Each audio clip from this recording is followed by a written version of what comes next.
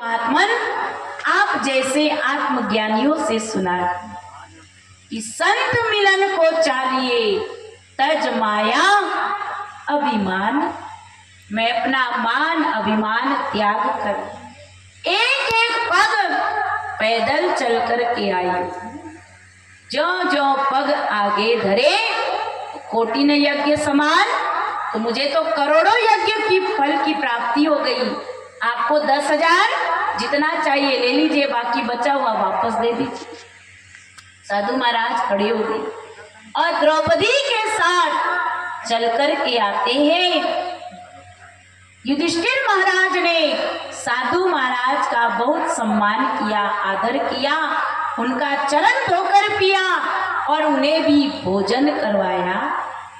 जैसे ही साधु महाराज ने भोजन किया फिर भी घंटा नहीं बजा। युधिष्ठिर महाराज को फिर चिंता हो गई, अब घंटा क्यों नहीं बजा। भगवान कृष्ण के पास गए, हे माधव अब तो सब भोजन कर लिए फिर भी ये घंटा नहीं बजा। तो भगवान कृष्ण कहते हैं, युधिष्ठिर महाराज जब साधु महाराज भोजन कर रहे थे आपके मन में कोई विचार आया? कहाँ आया था कि साधु महाराज ने जो थाल में भोजन परोस कर उन्हें दिया गया, दाल चावल खीर पूड़ी सब्जी, उन्होंने सब एकत्रित कर लिया और उसे भोग लगाकर प्रसाद समझकर खा लिया। पर मेरे मन में कलुषित विचार आया कि साधु महाराज को खीर का, दाल का, सब्जी का अलग अलग स्वाद लेना चाहिए। अरे तो सब एकत्रित करके खाया। का पूछा क्यों नहीं? का डर के मारे मैंने नहीं पूछा। फिर भोजन बनाओ। फिर साधु महाराज को बुलाया और जैसे ही साधु महाराज ने भोजन ग्रहण किया तो युधिष्ठिर महाराज हाथ जोड़कर खड़े हो गए। कहा भगवान आपने भोजन को ग्रहण किया पर सारा भोजन एकत्रित क्यों कर लिया? अलग अलग स्वाद लेकर खाते। साधु महाराज कहते युधिष्ठिर अगर मैं दाल पहले खाऊंगा तो खीर का अपमान होगा, खीर पहले खाऊंगा तो सब्जी का अपमान होगा, इसलिए सारे भोजन को एकत्रित करके मैंने उसे ग्रहण किया। पेट में जाकर अलग अलग थोड़ी रहता है, खीर अलग रहती है, दाल अलग रहती है, सब्जी अलग रहती है, सब तो जाकर मेल हो जाता है। इसी तरह जीवन के अंदर उस सत्य को जानने के लिए आत्मज्ञानी संतों की शरण में आओ, उनसे पूछो, याचना करो।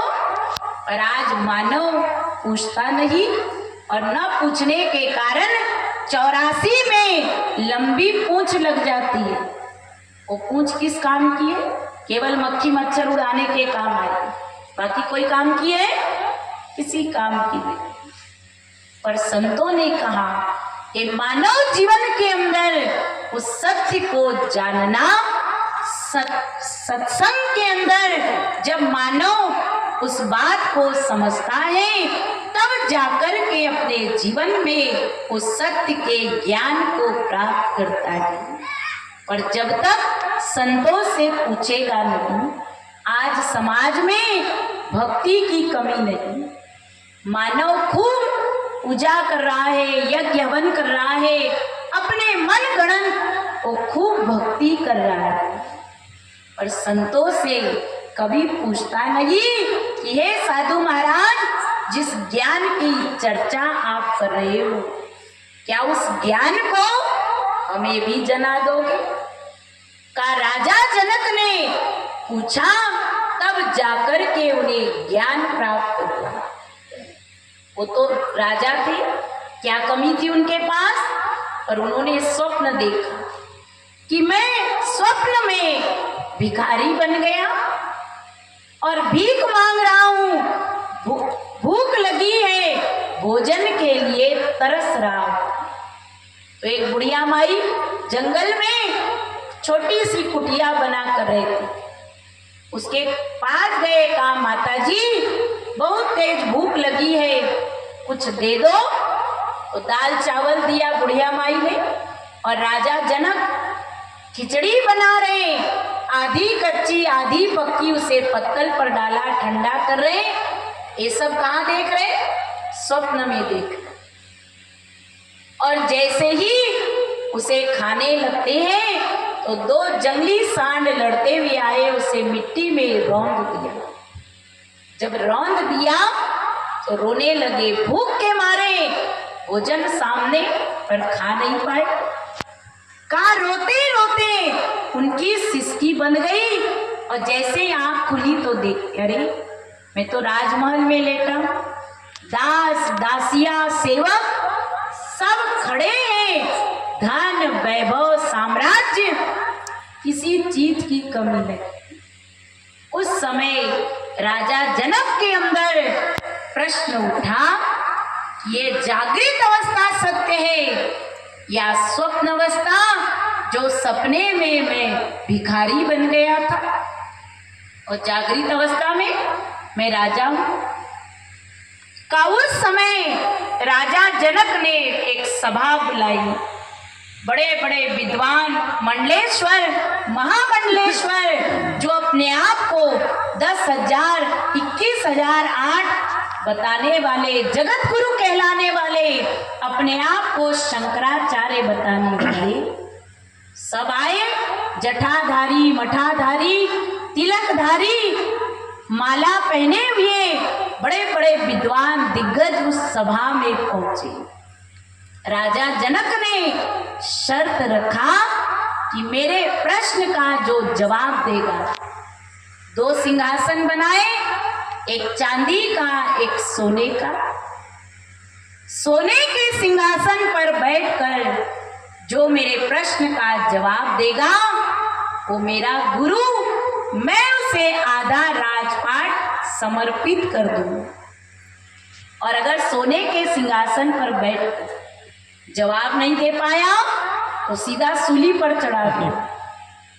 चांदी का सिंहासन बनाया, इस पर बैठकर भी जो प्रश्न का जवाब दिया, सही उत्तर दिया, उसे भी गुरु बनाऊंगा, उसे भी आधा राजपाट दूंगा।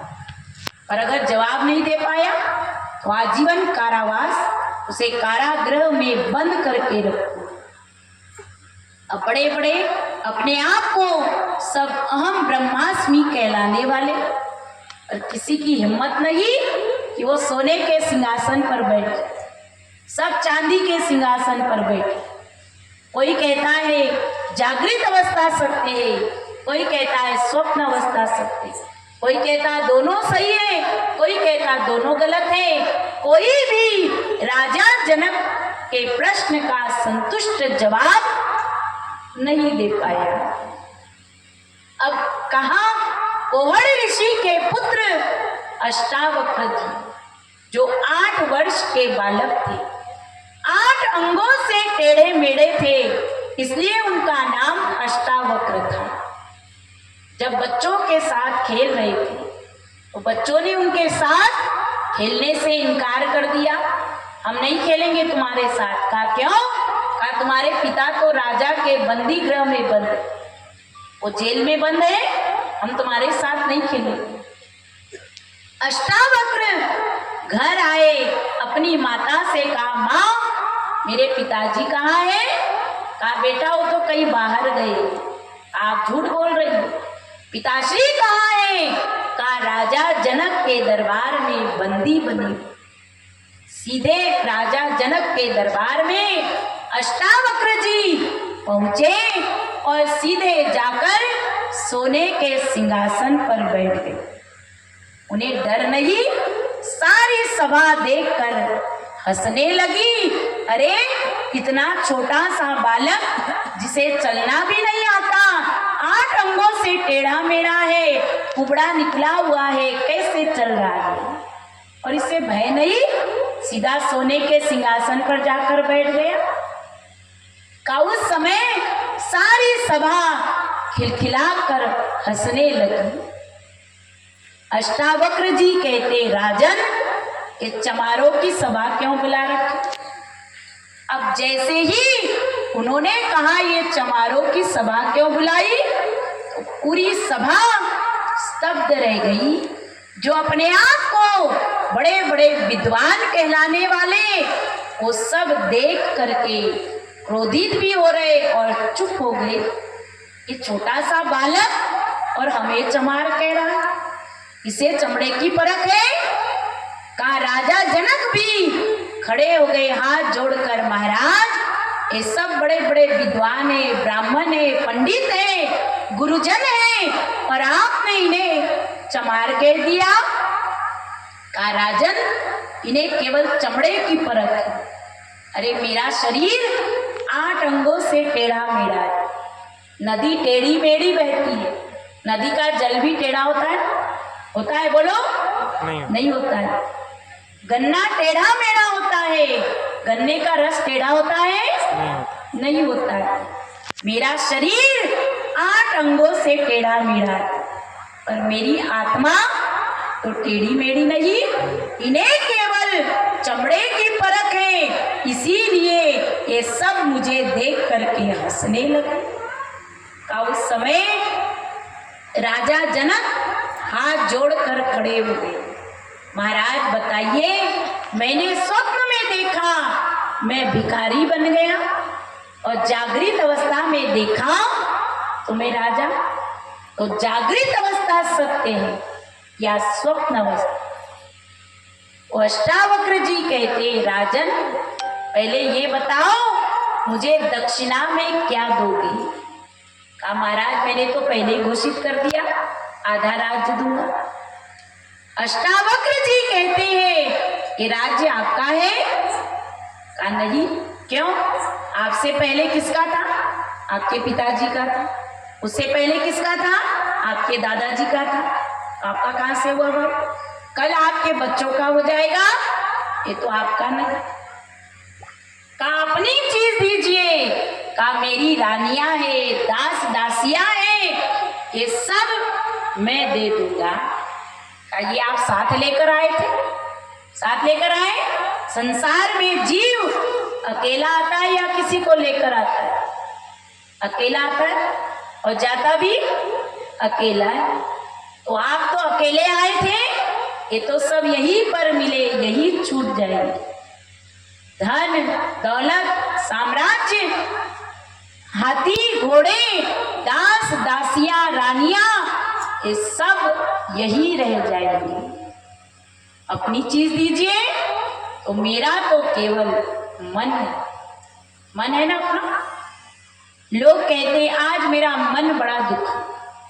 भले ही आपके शरीर में दर्द है, आपके पेट में पीड़ा है, आपके सिर में दर्द, तो आप क्या कहते हो? आज मेरा मन बड़ा दुखी। मेरा, इसका मतलब मन आपका है। आपके मन ने कहा चलो जुआ खेलने, तो आप चले गए। आपके मन ने कहा चलो सत्संग में चलते, थोड़ी देर सुनकर आते, क्या सुनाएंगे। तो मन ने कहा तो आप यहाँ आ गए। अगर मन कहेगा अरे छोड़ो रोज ही तो आते हैं, चलो कल सुबह फिर काम पर जाना है, खाओ पियो सो जाते, तो उठकर चले जाओ। ये मन ही तो है। इस मन को भगवान को अर्पण करना होगा। आज मनुष्य मन का गुलाम बन गया है, न कि मन को अपना गुलाम बनाना था। और इस मन के कारण ही मानव संसार में भटक रहा है। मेरे मन की बाधा मोड़े, ऐसा कोई संत मिले। मेरे मन की, हाँ मेरे मन की बाधा मोड़े, ऐसा कोई संत मिले। मेरा तार हरि संग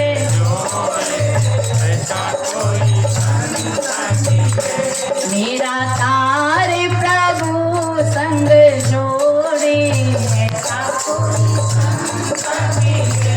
मेरे मन की, हाँ मेरे मन की बाधा मोड़े, ऐसा कोई, ऐसा कोई संत दरस के बड़े ही महात्म शांत